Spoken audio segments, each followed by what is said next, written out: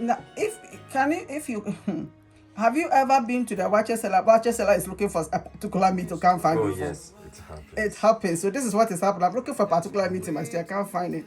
Okay, now I found my Wele. So there the Wele goes in. Hello, lovely people. A warm welcome to my channel. So this is just an excerpt of last week's video, my Waakye video, and it only stands to reason that I bring you how I make my Waakye stew. Okay, that particular Waakye stew for the Waakye. So I want to share with you how I made it. But before I get into the video, can you please give me a thumbs up, like this video, and share it. If you haven't subscribed, please do subscribe. And you have subscribed, I want to say thank you for coming back. I thank you all for all that you are doing, watching my videos and sharing it. Okay, thank you, and I really do appreciate it. So yeah, let's get right into making this delicious Waakye stew. Yeah.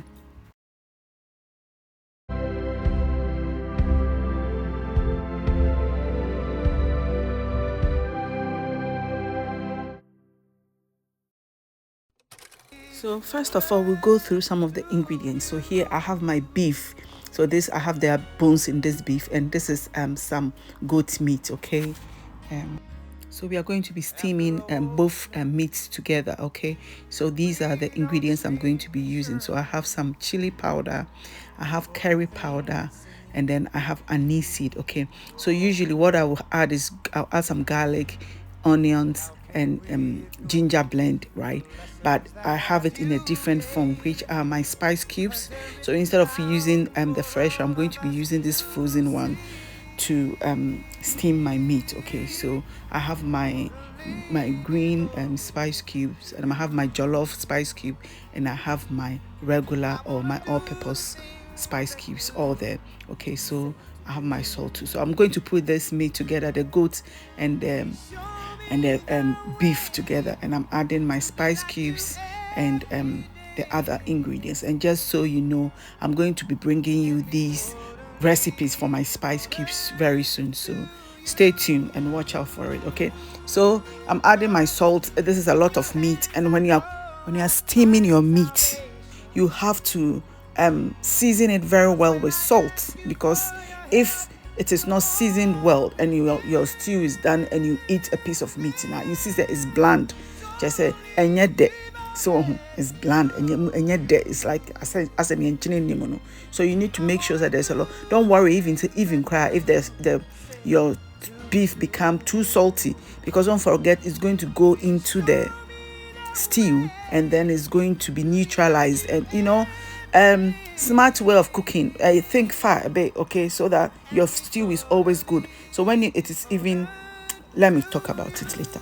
Okay, so here are the other ingredients. I need some tomatoes, onions, garlic, and ginger. Okay, so the ginger I have peeled and chopped it, and I have my peeled garlic. I have some of the onions, which I'm going to be blending all these together, right? And I'm going to be using it for my stew. Okay, so we also want my ginger comb and a jenny, and I have some green pepper and my onions, which I'm going to fry. Okay, so when you're making this kind of stew, you have to let your ginger and your garlic and your onions be a lot. Okay, and here I'm using some canned tomatoes, because I'm using canned chopped tomatoes. These ones, it has tomato sauce on it, okay, or tomato juices, so they come very red, so you don't need tomato puree. So I didn't use tomato puree for this. Okay, so we are going to be frying our meat because my meat is ready, right? Okay, so I made this stew before I made the chicken stew, and I realized that as I was making the chicken stew, I remember that I didn't video the part where I kept adding the water. So I thought when I make the chicken, I'll show you that. But here, you won't see me adding the water. But behind the scenes, I added the water. I fed my stew with water like I did with the chicken stew.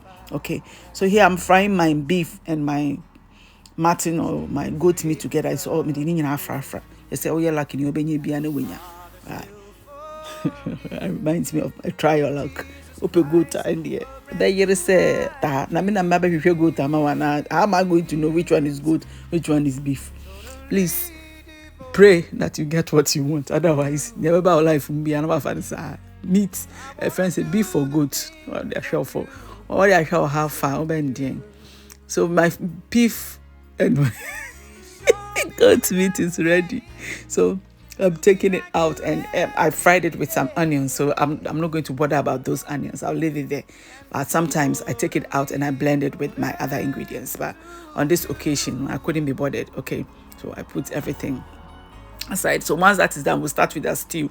So I'm going to be adding I'm going to fry my onions. I'm using red onions here. You can use any onions of your choice. You can use whatever you have, but I decided to use, because red onions are good. I'm telling you so I'm adding my bay leaves, and then I'm adding my ginger and garlic blend, remember, with the fresh rosemary. Rosemary, please, Sister Rosemary, as I'm making. Rosemary, anytime you are cooking this kind of stews, please don't leave rosemary out. Rosemary is like, or your magic. What's a rosemary the fun kasanga? So omo sweet. So when you add rosemary to your stew, is sweet is a rosemary.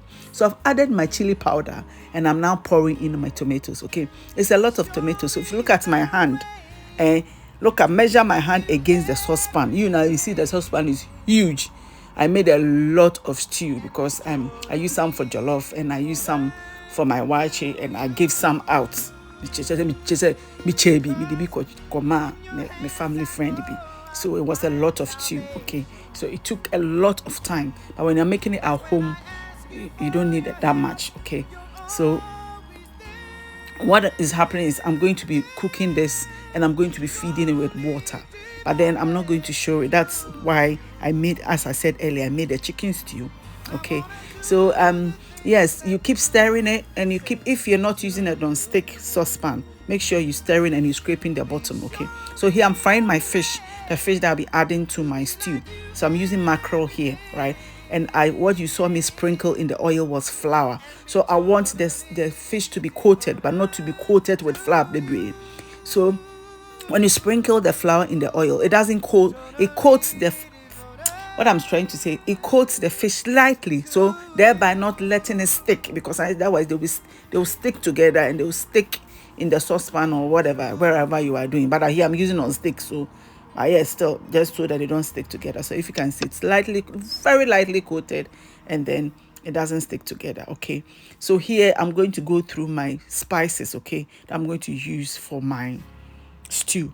So I have cloves, I have sage, fennel, oregano, aniseed. It is actually going to be listed for you on the screen for you to see. Okay, calabash, nutmeg, cardamom, turmeric, curry powder, nutmeg, black pepper, and then some thyme. Okay, nutmeg, I've always said it's optional.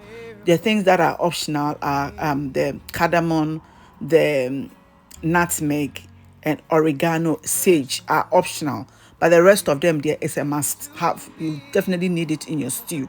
Okay, so here I'm putting my calabash nutmeg, then I'm adding my aniseed. You can add star anise if you want, but just a teaspoon of star anise will do, because star anise there, if you don't take care of your stew, no, she said the prisoners chai, it is very strong. It can be so strong, so you have to be careful when you're using star anise. Okay, just a little bit goes a very long way. It can go from here to Tamale. You'll be surprised. Okay, so I'm adding my black pepper now. I've listed all of it. I'll put it in the description box for you as well. Okay, so I'll put them together. So those ones in the grinder, I'm going to be grinding them. Okay, I'm just going to give it a quick grind so that it's as smooth as the other ones. Here I realized I didn't add the thyme. I didn't add the thyme to it, so this is where I'm adding it. Okay, so you blend it, and that will be our spices. It's going to make our stew super delicious. And as you can see, I've not mentioned Maggi cube here. There's no Maggi cube here. Please, natural spices. natural spices throughout.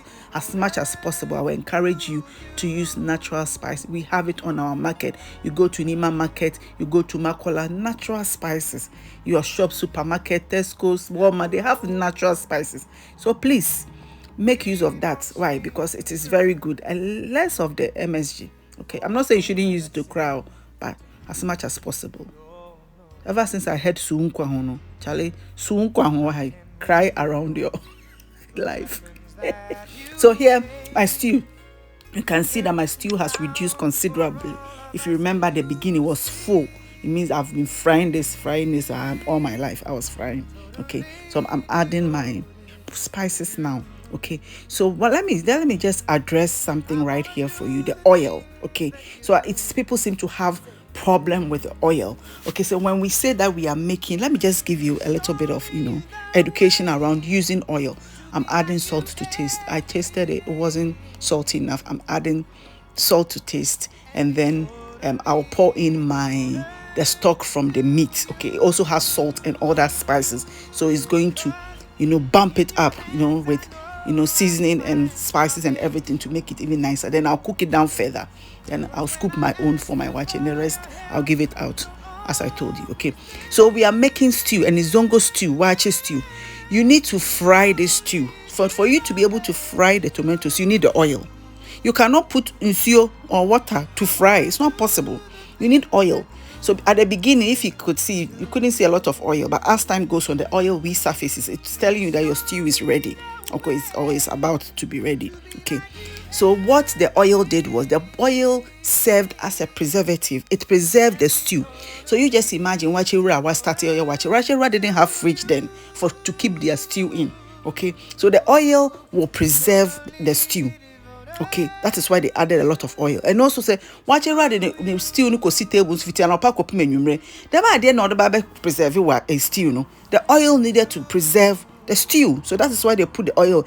When you see the oil on, it doesn't mean say oil no, you are not drinking the oil. No, you can always skim the oil and put it aside. And what they did, they will skim it. If you paid attention, they skimmed it, they reused it again. So now we don't pick a seal. The memo will be an eating your dim pan. I'm the man.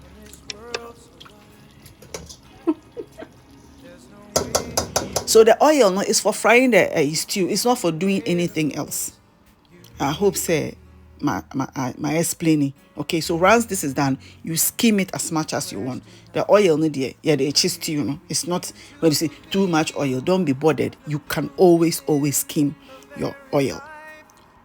Mwate, I say, Anna. Good. So here I'm scooping my own. I told you that I'll scoop my own. Yeah, I'm scooping my own. Mesa media, na kano media koya. Okay. So yeah, I scooped my own, and that is our stew down. So the stew, is basically the same as my chicken stew. Okay.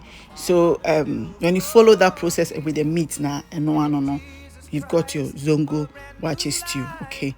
And if you have dawa, please add some dawa to it, okay? So this one, I set it aside, and then I fried it a little bit, and then my stew was ready. So here, before I set up my stew, to prepare my stew for the market, I had to fry some eggs, just a quick one. This one, when you are frying your boiled eggs now, Charlie, quick, when your oil is hot, you drop it in, you turn it around. If your oil is not enough for it to cover the entire egg now, you turn it around quickly so that all sides are browned quickly. Not to, otherwise a bit blastic crab, boom, it's a bomb. So please quickly you just remove it, otherwise your egg will not go well. Little tip over there. Okay, so yeah, so I'm going to be adding it to my stew and my fish to my stew, and it is ready. So this is the stew I used to serve my waakye. I've already shared the waakye recipe with you. So as I said, it only stands to reason that I share the stew. Okay, so this is how I made a stew. So I'm adding my fish, and I'll add the eggs, and then and that is it. So the stew is ready, and I'm so excited I was able to share this recipe with you. It was so fun to make, and it was really good, really delicious. Okay, you can use the same stew to make your jollof. You can use it to eat your rice. You can use it to any. So if you make this your stew now, you can make jollof, just say. udemukra. A very versatile stew. Very, very, very multifunctional stew. So you can use it for a lot of things. So I am very grateful to every single one of you. Okay. And as I said, this stew, share it, let it go out there, because if someone is looking to start a business, stew way, that is it. It can go far. It can help somebody. So share it. Please keep sharing. Let this video go. Okay, so that people will learn. Okay, some people too almost still they can learn, because this one, when you know how to make this stew and you make it now, people will be like how is that even possible? Because when I made this stew, my husband was like, how, so it is like a crowd pleaser. It's like a shocking crowd. It's a shocker, this stew. So please share it. Okay, and thank you for subscribing. If you haven't subscribed, I want you to subscribe, please. Okay, and yes, I'm very grateful to you all, and I'm going to be seeing you very soon with a very brand new video that is going to excite you. It will excite you to death. But the good thing is, as it's exciting, you are not going to die. In Jesus' name, amen. I'll see you in the next one. Bye bye.